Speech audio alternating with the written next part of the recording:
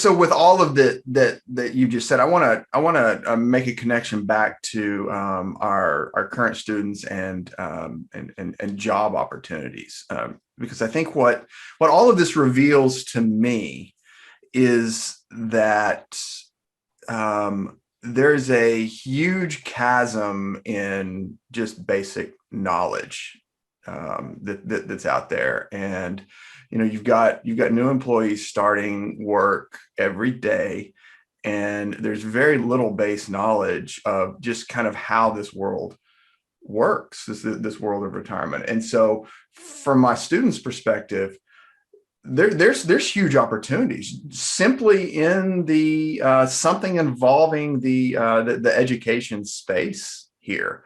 And so I guess how thinking about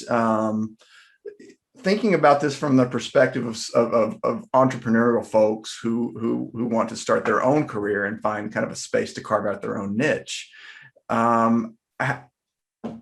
What are the openings to sort of educate people who want to know more about the way this works at a very basic level? I mean, is financial advisor, is that kind of the career path, or what else is there? So, I mean, I didn't start out in this industry. I started out as a lost student at UT.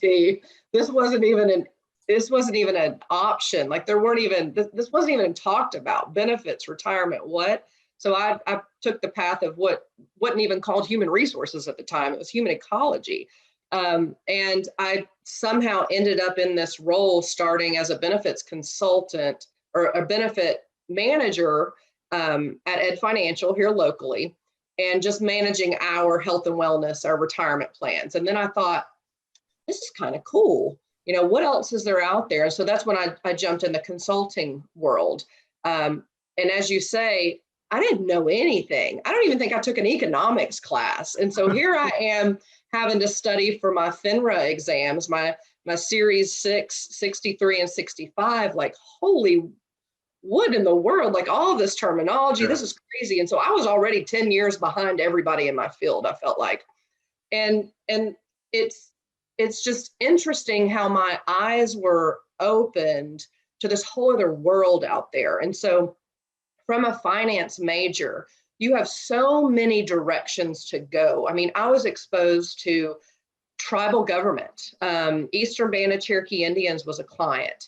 That's a whole nother world. I mean, you've got sovereign nations with endowments and investing, and you could go that route. I mean, you've got public plans. So your utilities, your cities, your governments who have all kinds of other rules and regulations. You have your fund managers. You can go do analytics for a fund company in New York. Now you'll be working from 6 a.m. to 11 p.m. if you want to do that. But, that's an option. You can do sales for the fund companies and go meet with consultants and talk about the funds they have to offer. Entrepreneurial wise, you could become a financial advisor, go in and I mean, there's a need out there right now of educated financial advisors, because not all of them are educated and knowledgeable on what they're doing. So you can take that route and actually go and educate participants. We partner with our retirement provider, and they have a local financial advisor office here locally, and their advisors work with our employees so that I know that our employees are getting the full service and whole picture. So there's so much out there in this retirement world. You could go become an ERISA attorney if you want to. I mean, there is a law, specifically for these retirement plans. And that's one of the reasons that I love what I do, is that there is never a dull moment. The industry changes daily. The types of investments that are out there changes daily. It's never boring, and the participant questions are never dull. Yeah, that's definitely true, I imagine. So I think about some of the basic questions I get at a basketball game, talking to somebody next to me who knows I'm a finance professor, and there's just a hunger for knowledge. Okay, so let's we'll go back to some vocabulary 101. So we've talked about the DC plan and the DB plan and the differences therein. Within the defined contribution space, we've got 401ks. That's a very common type of defined contribution plan. But another term that jumps in here early on in any finance conversation and retirement conversation is mutual fund. Right. Yes. So I'll be talking to people about retirement, and I'll say it's a pension versus a 401k. And a question that I'll get is, well, is that a mutual fund? Is that the same thing as a mutual fund? So this whole mix that we're talking about here, where does the concept of a mutual fund fit in? So a mutual fund is a investment vehicle. So when you have a 401k plan, as a plan sponsor or an employer, the last thing you want to be doing is picking stocks and putting stocks in, nor can you really in the industry unless it's your company stocks, which is a whole nother type of retirement plan. But a mutual fund, it's my sense is the majority of defined contribution plans or 401ks don't allow individual stock investments, right? Correct. Okay. Correct. It's a sort of a protection mechanism for the investors. And you would be surprised at how many participants are upset about that. They want to invest in the hot stock of the day. And the reason you don't want that in your plan, you don't want to have that capability, is we've all seen what the stock market does. And if you have an investment in one individual stock, I mean, you could lose 40, 60% one day. And so that's this person's retirement. Mm-hmm. We're supposed to have diversification and safer type investment vehicles so that money will last them all the way through retirement.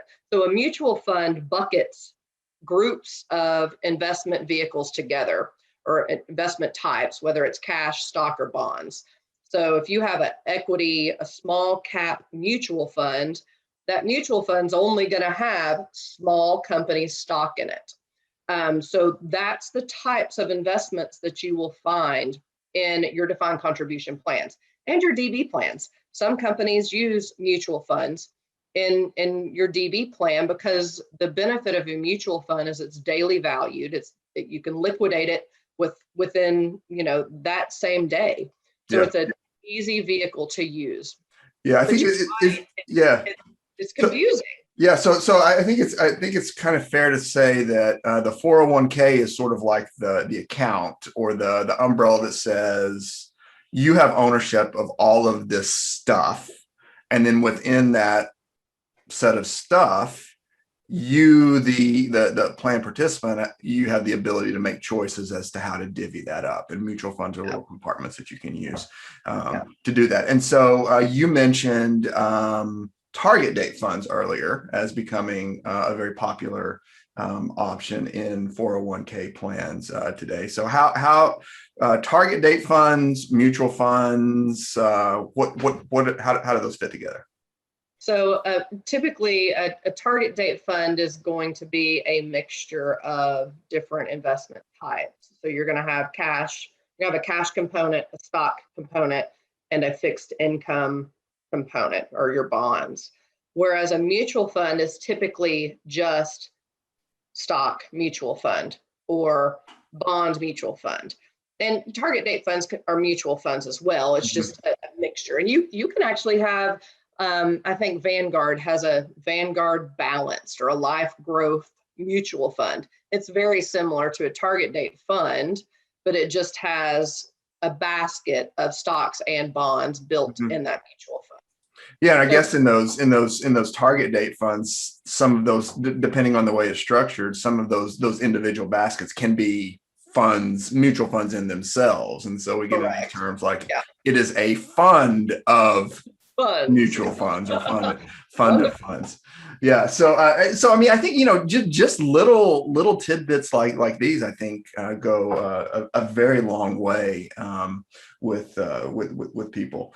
Okay, so we're about out of time today. I think. I mean, I know there's a number of different places we could go with this, and so we need to brainstorm and Stop it, talk man. about some hot topics to get into.